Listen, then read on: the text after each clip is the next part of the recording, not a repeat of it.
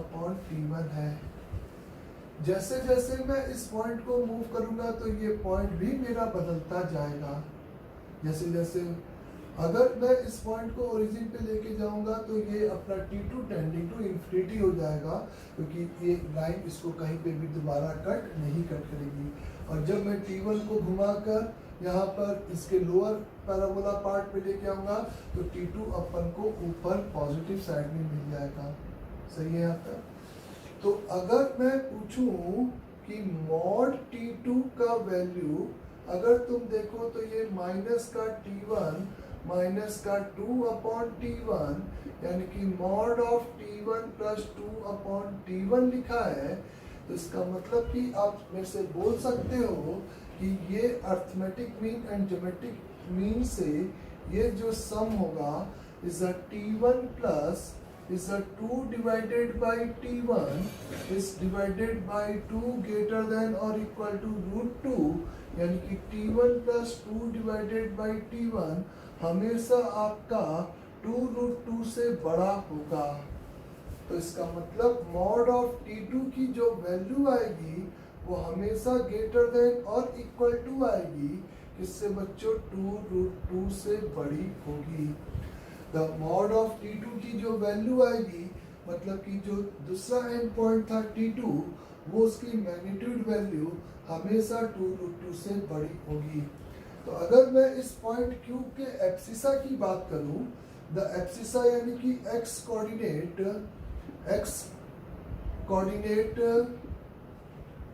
Of point Q, अगर इसकी बात करूं तो वो आपका AT2 स्क्वायर होता है, यानी कि वो नंबर हमेशा और हमेशा किससे बड़ा होगा? 8a से बड़ा होगा। यानी कि इस वाले पॉइंट का अगर मैं TAB से डिस्टेंस की बात करूं तो ये जो डिस्टेंस है वो आप कह सकते हो कि हमेशा Q जो दूसरा एंड पॉइंट है उसका द डिस्टेंस ऑफ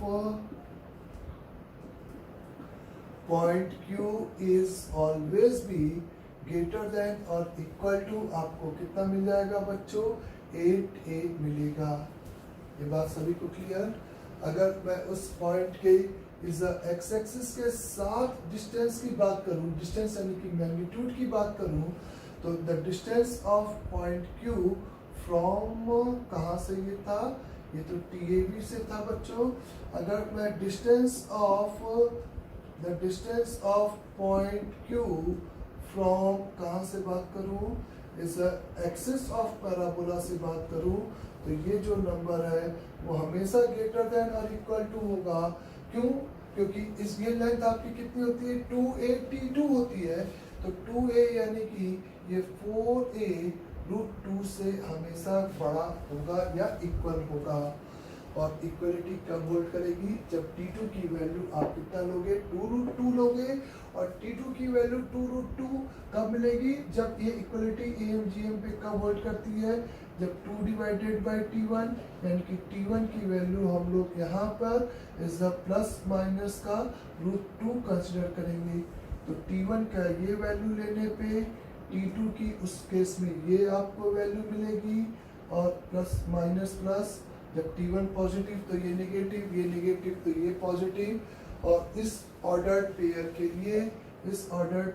लिए ये आपकी इसकी मिनिमम वैल्यू हो गई, और ये TAB और एक्सिस से आपकी क्या हो गई? उस Q पॉइंट की मिनिमम डिस्टेंस हो गई है। फिर आगे कंटिन्यू करते, एक और बात बोलते हैं। देखें आप यहाँ पर मैंने एक और चीज शो कर रहे हैं, ध्यान से देना मेरी बात।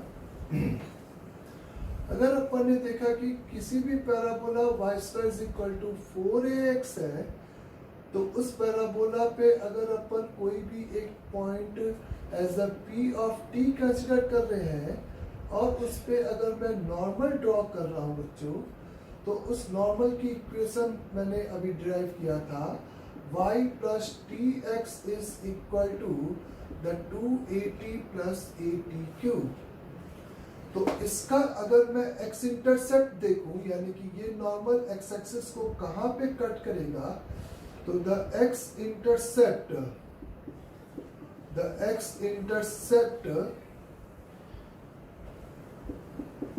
इंटरसेप्ट ऑफ नॉर्मल, अगर अपन बात करें तो अपन y को यहाँ पे 0 पुट करेंगे, तो दैट्स मीन यहाँ पे आपको x की value 2a plus a t square आ जाएगी।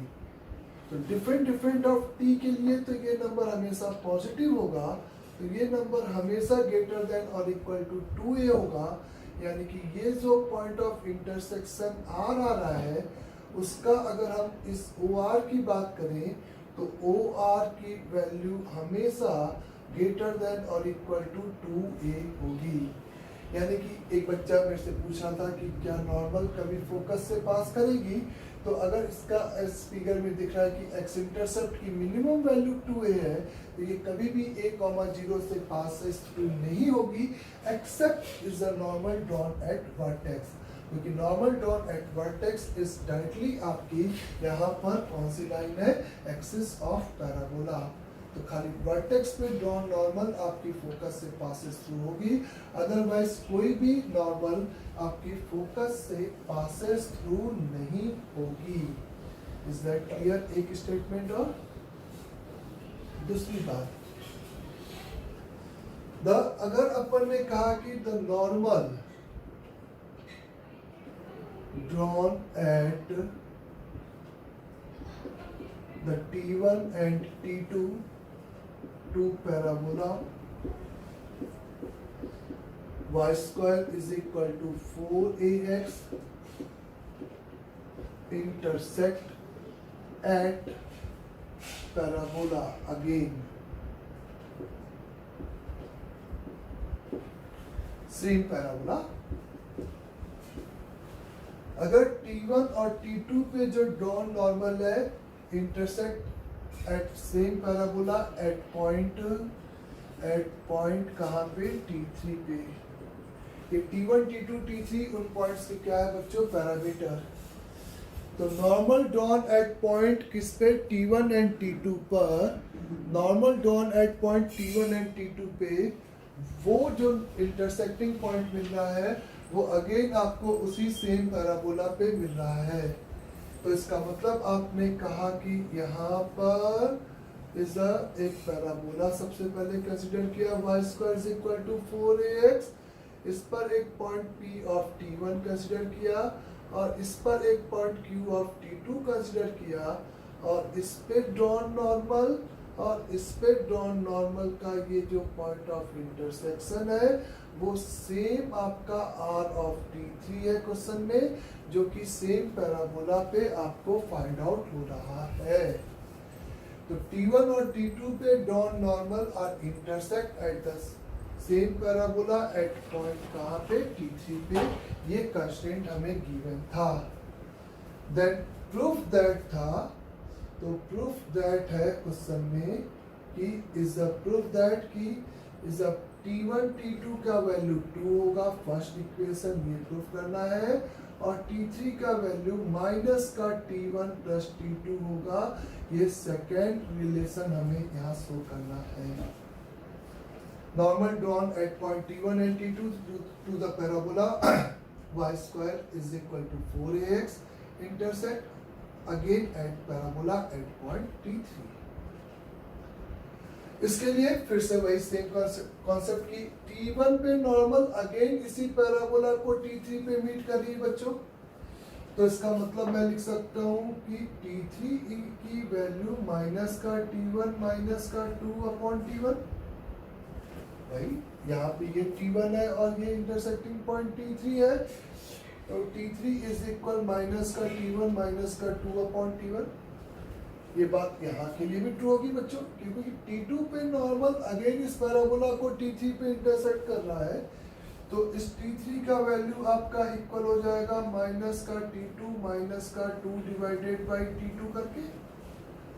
अगर आप पहले इन दो इक्वेशन को सॉल्व करें तो आपको इस T2 को इधर लेके आ जाओ, तो T2 माइनस T1 बराबर 2/T1 माइनस 2/T2 लिखा है। और इसका एलसीएम लेके आप देखो तो T2 माइनस T1 तो आपका नॉट इक्वल टू 0 होगा, तो आप दोनों तरफ से कैंसिल कर दोगे और T1 T2 की आपको 2 वैल्यू मिल जाएगी। और T1 की जगह पर T1 यानी कि आप यहाँ पे T1 की जगह पे 2 डिवाइडेड बाई T2 सब्स्टिट्यूट करोगे तो ये T2 ऊपर चला जाएगा और आपको वही सेम रिलेशन जो कि प्रूफ करना था T3 बराबर माइनस का T1 प्लस T2 वो आपको मिल जाएगा। तो यानी कि P और Q अगर हम ऐसे दो पॉइंट कंसिडर किए इस पैराबोला पे जहाँ पे डॉन नॉर्मल अगेन इस पैराबोला को इंटरसेक्ट कर रही है, तो हम लोग यहाँ पर ऐसा बोल सकते हैं कि उस T3 की वैल्यू माइनस का T1 प्लस T2 हो जाएगा। लेकिन उसके पहले ऐसा नहीं होगा कि आपकी मर्जी चलेगी कि आप कोई भी दो पॉइंट लो और उस पर नॉर्मल ड्रॉ करो तो वो हमेशा पैराबोला पे इंटरसेक्ट करेगी, ऐसा मैंने नहीं बोला। मैंने कहा कि उसके लिए कंडीशन क्या होनी चाहिए बच्चों, T1 T2 की वैल्यू 2 होनी चाहिए। हम ऐसे दो पॉइंट कंसीडर कर रहे हैं जिनके पैरामीटर का प्रोडक्ट यहाँ पे 2 के बराबर होना चाहिए, तब जाकर ये कॉन्सेप्ट अपना क्या होगा, इस एप्लीकेबल होगा। डन यहाँ तक। जैसे अगर मैंने एक क्वेश्चन इसी पे कॉन्सेप्ट पे बेस बनाया तो आप ऐसे समझे कि वो क्वेश्चन मैंने कंसीडर किया, अच्छे से इस बात को लिख लेना। यहाँ पे the normal if normal drawn eight is a 2,4 to parabola y square, इसको अपन p नाम दे देते हैं, p of 2,4 y square is equal to 8x intersect again at point Q,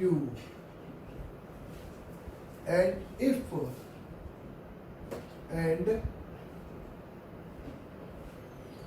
and the normal drawn at point Q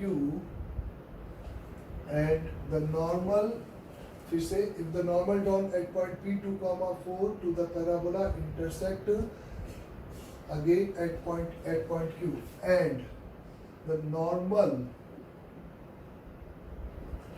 drawn from point Q to parabola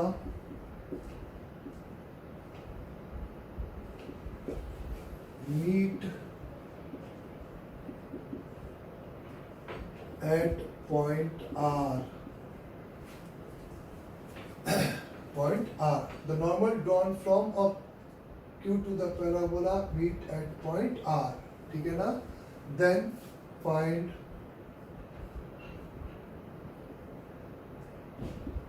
length of PR,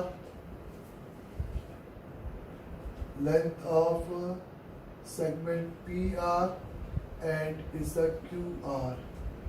इस segment की आपको क्या चाहिए बच्चों, length चाहिए।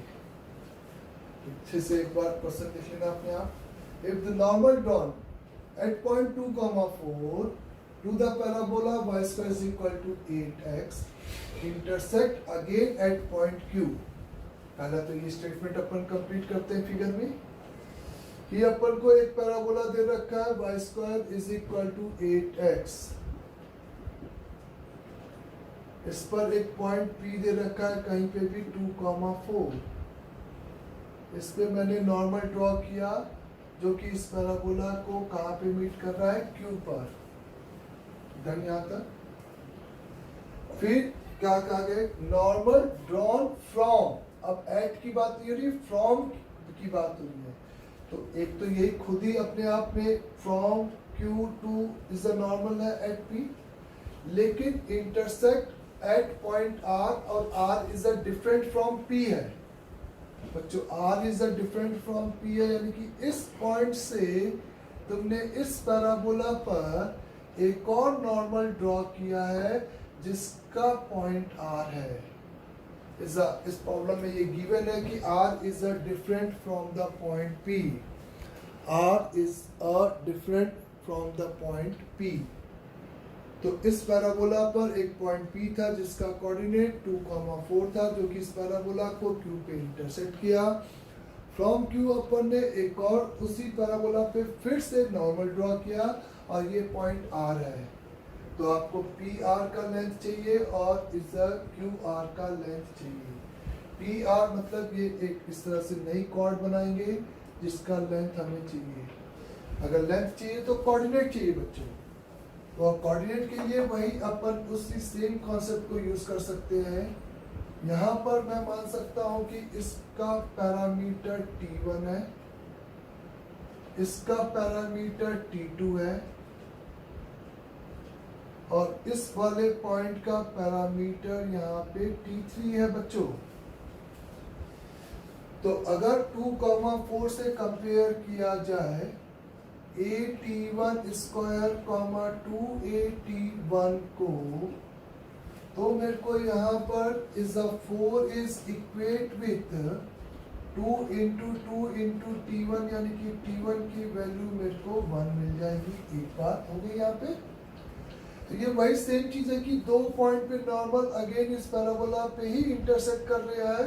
तो theoretically अपन को पता है कि T1 T2 की वैल्यू 2 हो जाती है और T3 की वैल्यू माइनस का T1 प्लस T2 हो जाता है।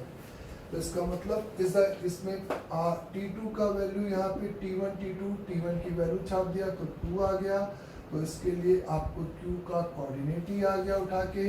और 2 जब आप T1 की वैल्यू 2 पुट करोगे तो यहाँ पर 2 मल्टीप्लाइड बाई 2 का स्क्वायर इंटू 2 इंटू 2 इंटू 2 यानी कि Q का कोऑर्डिनेट आपका आ जाएगा 8,8। एक बात और अगर आप यहाँ पे सॉरी ये T नहीं है, R का कोऑर्डिनेट है, सही कर लेना। अगर आप T3 की बात करोगे तो कॉन्सेप्ट के हिसाब से वो माइनस का T1 प्लस T2 हो जाएगा यानी कि माइनस का 3 आ जाएगा बच्चों। और इस Q का कोऑर्डिनेट आपका हो जाएगा 2 इंटू A की वैल्यू T3 स्क्वायर यानी कि 9 इज 2 इंटू T3 यानी कि माइनस का 3। तो Q का कोऑर्डिनेट आपका यहाँ पे आ जाएगा 18 माइनस का 12। और आपके पास यहाँ पे PR और आपको इस QR की लेंथ चाहिए थी। तो बच्चों तीनों पॉइंट्स के कोऑर्डिनेट आ गए हैं। इस तीनों पॉइंट्स के कोऑर्डिनेट आ गए तो लेंथ भी हम आराम से निकाल सकते हैं। अंडर रूट ओवर क्या हो जाएगा यहाँ पे, ये 2,4 था और ये 8,8, 2 minus 8 6 36 plus is 4 minus 8 is 4 minus 8 यानी कि 4 16। तो this is equal to the under root over is 52। Answer हो जाएगा PR की वैल्यू। QR की वैल्यू इसी तरीके से तुम निकालोगे under root over QR is 8,8 और 18, माइनस 12 के बीच का डिस्टेंस। तो 8 और इज बोले 100 आ जाएगा यहाँ पे प्लस 8 और इज यहाँ पे 20 यानी कि 400 आ जाएगा बच्चों। तो अगर कैलकुलेशन सब सही है तो 10√5 इसका आंसर हो जाएगा। तो normal drawn at a point P of 2,4 to the parabola. इस तरीके से again Q from the point है बच्चों। तो फ्रॉम द पॉइंट का हमें ध्यान रखना है कि इस पॉइंट से इस पे क्या डाला जा रहा है, नॉर्मल प्लॉट किया जा रहा है। क्लियर यहाँ तक भी। फिर नेक्स्ट अगर अपन बात करें यहाँ पे फिर से इज एक क्वेश्चन की find the locus of midpoint of normal chord of parabola y square is equal to 4x। Y square is equal to 4x पर एक नॉर्मल कॉर्ड ड्रॉ कर रहे हैं, उसके मिड पॉइंट का आपको क्या चाहिए, लोकस चाहिए। तो चूंकि ये लोकस का प्रॉब्लम है तो अपन ने एक वेरिएबल नॉर्मल कॉर्ड कंसीडर करोगे बच्चों। प्रोसीड करने के लिए लोकस का क्वेश्चन था, तो ये मान लेते हैं कि यहाँ पे नॉर्मल ड्रॉ किया और यहाँ पर ये क्यू हो गया। ठीक है बच्चों, तो आप देख सकते हो कि कभी भी मैं नॉर्मल कॉर्ड वर्टिकल नहीं प्लॉट करूंगा, क्योंकि ये लाइक एक इंक्रीजिंग फंक्शन है, तो उस पर जो भी नॉर्मल होगी वो ऑब्ट्यूज एंगल पे इंक्लाइंड ही होगी। तो इसी के मिड पॉइंट का आपको लोकस चाहिए, और जिस भी पॉइंट का आपको लोकस चाहिए उसको आप h कॉमा के, और इस वाले पॉइंट का कोऑर्डिनेट आप 81 स्क्वायर 281, एक तो सेक्शन फॉर्मूला लगा के आप प्रोसीड कर सकते हो। सेक्शन फॉर्मूला लगाने के लिए आपने एंड पॉइंट के कोऑर्डिनेट एज्यूम कर लिया, 81 स्क्वायर 281 और 82 स्क्वायर 282, और ये T1 T2 आर्बिट्री नहीं होंगे, T2 is depend on the T1 होगा। और वो रिलेशन हमें पता है, is the T2 is equal the minus का T1 माइनस का 2/T1 होता है। एक ये हमेशा यूजफुल होगा यहाँ पे। Is the 2h is equal to, तुम लिख सकते हो T1 का स्क्वायर प्लस T2 का स्क्वायर, इस तरीके से। The 2k is equal to the 2a into T1 plus T2, इस तरीके से लिख सकते हो बच्चों। अब अपन को केवल h और k में इक्वेशन चाहिए, तो अपना काम बच्चों क्या रहेगा कि इस तरह से इस द इक्वेशन फ्रेम करें जिसमें कि T1 और T2 को एलिमिनेट कर दें। तो यहाँ पे तुम T1 प्लस T2 की वैल्यू छापो तो आपको ये 2 और 2 मिल जाएगा, तो k बराबर a मल्टीप्लाइड बाई माइनस का 2/T1 आ जाएगा, तो T1 की वैल्यू हो जाएगी माइनस का 2a/k, और T1 के इस करस्पॉन्डिंग हम T2 निकाल सकते हैं। द T2 की वैल्यू हो जाएगी बच्चों 2a/k is a plus 2 divided by 2a into k, तो ये 2 और 2 मर जाएगा, तो T2 की वैल्यू हो जाएगी 2a/k plus k divided by a, और इस T1 और इस T2 की वैल्यू को यहाँ पे सब्स्टिट्यूट करोगे, तो 2h is equal to a multiplied by is a 4a square square plus 2a by k plus k by a का होल स्क्वायर, और लास्ट में h और k को x और y से रिप्लेस कर दोगे, h और k को x और y से रिप्लेस कर दोगे, तो ये इस पर्टिकुलर पॉइंट का क्या आ जाएगा बच्चों, कोऑर्डिनेट आएगा। डन यहाँ तक भी। फिर अगर अपन नेक्स्ट कॉन्सेप्ट की बात करें यहाँ पे, तो ये आपका यूजफुल था T1 और T2 जैसे प्रॉब्लम को सॉल्व करने के लिए। Now the equation of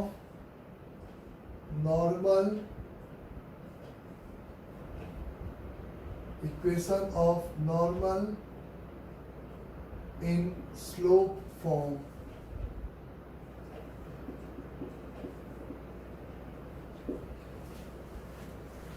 the equation of the normal in the slope form की अगर हम बात करें, to the parabola y square is equal to 4ax।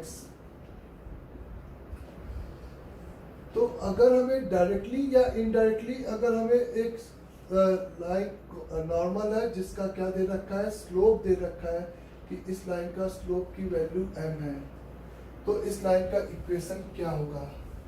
आप ये नोटिस कर सकते हो कि इस गिवन स्लोप की जो लाइन है वो केवल एक ही जगह पर इस पैराबोला को 90 डिग्री पर इंटरसेक्ट करेगी।